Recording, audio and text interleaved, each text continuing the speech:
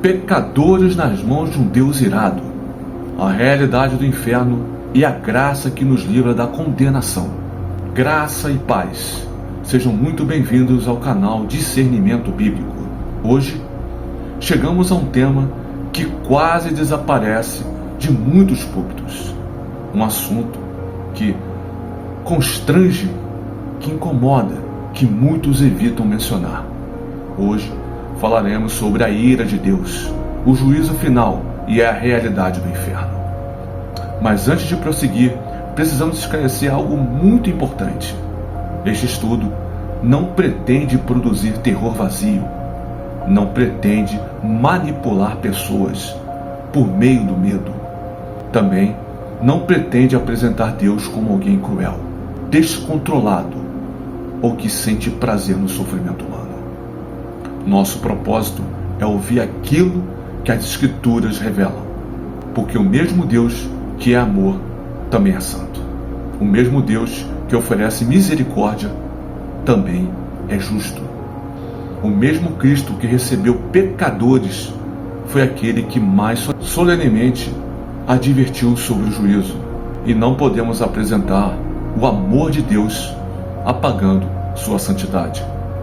Não podemos falar da salvação sem explicar de que condenação Cristo veio nos salvar. A base de estudo se dá no dia 8 de julho de 1741, quando Jonathan Edwards pregou em Enfield, na então colônia de Connecticut, um dos sermões mais conhecidos da história cristã: Pecadores nas mãos de um Deus irado. O texto principal foi Deuteronômio, capítulo 32, versículo 35, a seu tempo quando resvalar o seu pé. Edwards pregava para pessoas religiosas, familiarizadas com a Bíblia, participantes da vida da igreja. O objetivo do sermão não era criar uma descrição fantasiosa do inferno, era despertar pessoas que se consideravam seguras, embora permanecessem sem arrependimento, sem verdadeira reconciliação com Deus. Sua mensagem central era esta: o pecador não permanece fora da condenação por ser moral, forte, inteligente ou religioso. Ele permanece porque Deus, em sua paciência, ainda sustenta sua vida e lhe concede tempo para se arrepender. O sermão enfatiza que a segurança do pecador é ilusória, que o juízo é justo e que somente a graça de Deus em Cristo pode salvá-lo. O Deus que muitos criaram. Vivemos em uma época que criou uma versão domesticada de Deus. Um Deus que nunca se ira, nunca julga, nunca condena. Um Deus que apenas confirma escolhas humanas e realiza desejos pessoais. Muitos gostam de dizer: Deus conhece o meu coração. Isso é verdade, mas talvez não seja tão tranquilizador quanto parece. Deus realmente conhece o coração, conhece pensamentos secretos, conhece intenções escondidas, conhece hipocrisia que ninguém percebe, conhece aquilo que fazemos quando ninguém está olhando. A Escritura declara: enganoso é o coração, mais do que todas as coisas, e perverso, quem o conhecerá? Jeremias 17, versículo 9. Deus não nos julga pela imagem que construímos diante das pessoas. Ele nos conhece perfeitamente. Deus é amor, mas também é santo. Dizer que Deus é amor é uma verdade bíblica, mas usar o amor de Deus para negar sua justiça é uma distorção. A Bíblia também afirma: santo, santo, santo é o Senhor dos exércitos. Isaías 6, versículo 3. Se Deus observasse a maldade, a violência, o abuso, a corrupção e a injustiça sem julgá-los, Ele não seria perfeitamente bom. A justiça não é falha no caráter de Deus, é parte de sua perfeição.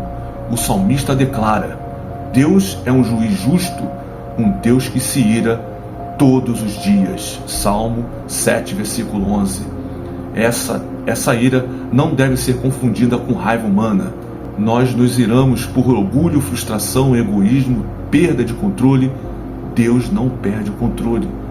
Sua ira é sua oposição santa, justa e constante contra o pecado. O que é temer a Deus? A Bíblia ensina: o temor do Senhor é o princípio da sabedoria. Provérbios 9, versículo 10. Temer a Deus não significa apenas sentir pânico. Para aquele que está em Cristo, o temor do Senhor envolve reverência, submissão, respeito, admiração, consciência de sua santidade. Mas seria um erro eliminar completamente do temor bíblico a realidade do juízo? Jesus ensinou: não temais os que matam o corpo e não podem matar a alma. Temei antes aquele que pode fazer perecer no inferno tanto a alma quanto o corpo. Mateus 10, versículo 28. Cristo não disse essas palavras para criar uma fé superficial baseada em desespero. Ele as pronunciou para colocar medo humano em sua perspectiva correta. Os homens podem tocar o corpo, mas Deus é o juiz eterno. Por isso a criatura deve tratar seu Criador com profunda seriedade. O pecado não é uma coisa pequena. Um dos grandes problemas de nossa geração é que deixamos de compreender a gravidade do pecado. Pensamos no pecado apenas como um erro, uma fraqueza, um deslize, mas biblicamente o pecado é rebelião contra Deus.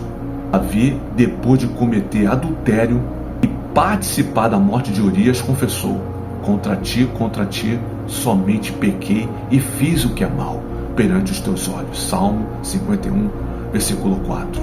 Davi havia pecado contra pessoas, mas entendeu que todo pecado é, em última análise, uma afronta ao próprio Deus. A gravidade de uma ofensa também é percebida pela dignidade daquele contra quem ela é cometida. O pecado é cometido contra o Deus infinitamente santo. Por isso, não devemos medir sua gravidade apenas pelo modo como a sociedade o classifica. Deus não precisa adotar os pecadores morais de nossa época. Nós é que seremos julgados pelo padrão dele.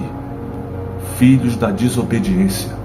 Paulo adverte: ninguém vos engane com palavras vãs, porque por essas coisas vem a ira de Deus sobre os filhos da desobediência. Efésios 5, versículo 6. Observe a expressão: ninguém vos engane. Existem palavras que parecem acolhedoras, mas são espiritualmente mortais. Palavras que dizem: Deus jamais condenaria alguém. Todo caminho leva a Deus. O inferno é apenas uma invenção religiosa. Basta ser uma pessoa boa. Mas Paulo diz: não permitam que palavras vazias os enganem. A ira de Deus sobre a desobediência não é uma invenção de pregadores antigos, é ensino das Escrituras. A imagem de Jonathan Edwards. No sermão, Jonathan Edwards utiliza imagens fortes para mostrar a fragilidade da segurança humana. Ele descreve o pecador como alguém que caminha sobre uma superfície escorregadia sem perceber o perigo. Essa imagem vem do próprio texto de Deuteronômio. A seu tempo, quando resvalar o seu pé. O ponto não é que Deus esteja agindo com injustiça, procurando uma oportunidade arbitrária para destruir alguém. O ponto é que o pecador já é culpado. O juízo não seria uma injustiça futura, seria a execução justa de uma sentença merecida. Se essa sentença ainda não ocorreu, isso não significa que o pecado foi aprovado. Significa que Deus está sendo paciente. Pedro escreve: o Senhor é paciente para convosco, não querendo que nenhum pereça, senão que todos cheguem ao arrependimento. 2 de Pedro, capítulo 3, versículo 9. Cada novo dia não é prova de que o juízo não existe, é prova que a misericórdia ainda está oferecendo oportunidade. A vida é frágil. Muitas pessoas vivem como se tivessem o resultado garantido do dia de amanhã. Fazem planos, adiam arrependimentos, dizem: um dia buscarei a Deus, mais tarde mudarei de vida. Quando estiver mais velho, pensarei nisso. Mas a Bíblia pergunta: que é a vossa vida? Vós sois apenas como neblina que aparece por um instante e logo se dissipa. Tiago 4, versículo 14. Ninguém sabe quando será seu último dia. Nenhuma condição física, posição social ou quantidade de dinheiro pode garantir o próximo amanhecer. A morte não pede autorização, não verifica a agenda, não espera que a pessoa organize sua vida espiritual. Por isso, a Escritura declara: hoje, se ouvides a sua voz, não endureçais o vosso coração. Hebreus, capítulo 3, versículo 15. O Evangelho sempre fala em termos de urgência, não porque queira manipular, mas porque a vida é breve e a eternidade é real. Jesus falou sobre o inferno. Há quem diga que falar do inferno não combina com a mensagem de Jesus, mas essa afirmação não resiste aos evangelhos. Jesus falou sobre o juízo de maneira direta. Em Mateus 25, ele descreve a separação final e declara aos que estão à sua esquerda: apartai-vos de mim, malditos, para o fogo eterno preparado para o diabo e seus anjos. Mateus 25, versículo 41. E conclui: irão estes para o castigo eterno, porém os justos para a vida eterna. Mateus 25, versículo 46. No mesmo versículo em que Jesus fala de vida eterna, também fala de castigo eterno. Não é coerente desejar a eternidade da promessa e eliminar a eternidade da advertência.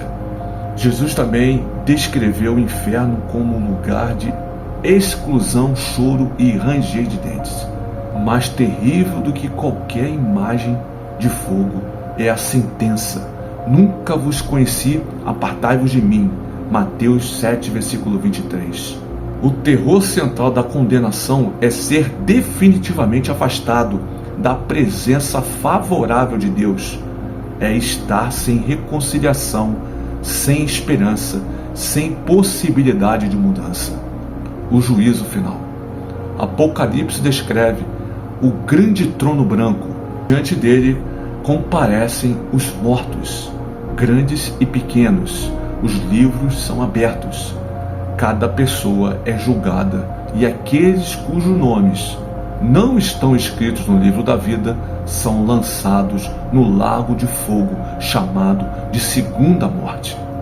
Nesse dia, não existirão argumentos religiosos, não haverá influência política, não haverá dinheiro, não haverá como esconder provas, não haverá erro judiciário. O juiz conhece todas as coisas e seu julgamento será absolutamente justo. Romanos declara: todos nós compareceremos perante o tribunal de Deus. Romanos 14, versículo 10. Essa verdade deveria destruir nossa arrogância, deveria nos fazer parar e pensar, examinar o coração e perguntar: como poderei permanecer diante de um Deus santo? Nossas obras não podem nos salvar. Talvez alguém diga: mas eu nunca matei, eu ajudo pessoas, sou melhor do que muitos religiosos, não mereço o inferno. O problema é que Deus não nos compara com o vizinho, Ele nos compara com a sua perfeita santidade. A Escritura declara: todos pecaram e carecem da glória de Deus. Romanos 3, versículo 23. Uma pessoa pode parecer justa diante de outras pessoas e continuar culpada diante de Deus. Boas obras são frutos importantes, de uma vida transformada, mas não conseguem apagar pecados. A caridade não compra absolvição. A religiosidade não pode remover culpa. O batismo não substitui arrependimento. As ofertas não negociam com o juiz. Nenhum ser humano pode pagar o preço de sua própria redenção. O inferno não é o centro do Evangelho. Precisamos dizer algo fundamental. O centro do Evangelho não é o inferno. O centro do Evangelho é Cristo. Mas só compreenderemos a grandiosidade da salvação quando entendemos a gravidade da condenação da qual somos salvos. Um médico não é cruel por revelar uma doença mortal. Cruel seria esconder o diagnóstico. Da mesma maneira, falar sobre o juízo não é ausência de amor. Se a condenação é real, esconder essa realidade seria abandonar pessoas em perigo. A advertência bíblica não existe para nos conduzir ao desespero sem saída.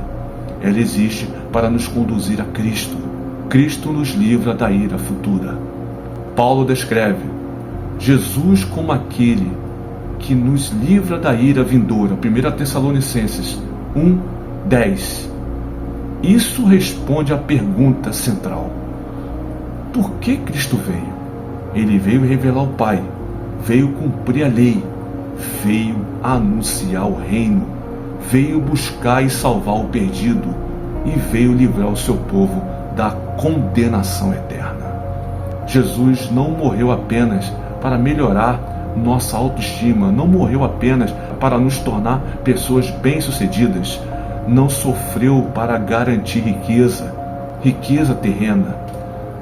Na cruz, Cristo tomou sobre si a culpa daqueles que seriam salvos. Isaías profetizou: o castigo que nos traz a paz estava sobre ele. Isaías 53, versículo 5. Paulo afirma: Cristo nos resgatou da maldição da lei, fazendo-se ele próprio maldição em nosso lugar. Gálatas 3, versículo 13. Na cruz, o pecado não foi ignorado, foi julgado. A justiça não foi cancelada, foi satisfeita. A graça não consiste em Deus fingir que o pecado nunca existiu. A graça consiste em Cristo receber aquilo que seu povo merecia, para que seu povo recebesse aquilo que jamais poderia conquistar. A ira e o amor se encontram na cruz. Na cruz vemos simultaneamente a seriedade do pecado e a profundidade do amor de Deus. Se o pecado fosse pequeno, a cruz não seria necessária. Se a salvação pudesse ser conquistada por boas obras, Cristo teria morrido inutilmente. Mas o Filho Eterno assumiu nossa humanidade, viveu em perfeita obediência, morreu no lugar de pecadores e ressuscitou vitoriosamente. A cruz nos impede de dizer que Deus não leva o pecado a sério, mas também nos impede de dizer que não existe esperança para o pecador. Existe esperança, e essa esperança tem um nome: Jesus Cristo. Nenhuma condenação há para aquele que está em Cristo. A mensagem não termina em terror. Paulo declara: agora, pois já nenhuma condenação há para os que estão em Cristo Jesus. Romanos 8, versículo 1. Observe cuidadosamente. A promessa não é: nenhuma condenação existe. A promessa é: nenhuma condenação há para os que estão em Cristo. Fora de Cristo permanece a culpa. Em Cristo existe justificação. Fora de Cristo, o pecador permanece sob condenação. Em Cristo, ele é reconciliado, perdoado e adotado. O mesmo Evangelho que humilha o orgulho oferece descanso à consciência arrependida. Eleitos não por mérito, mas pela graça. A salvação dos eleitos não acontece porque Deus encontrou pessoas melhores.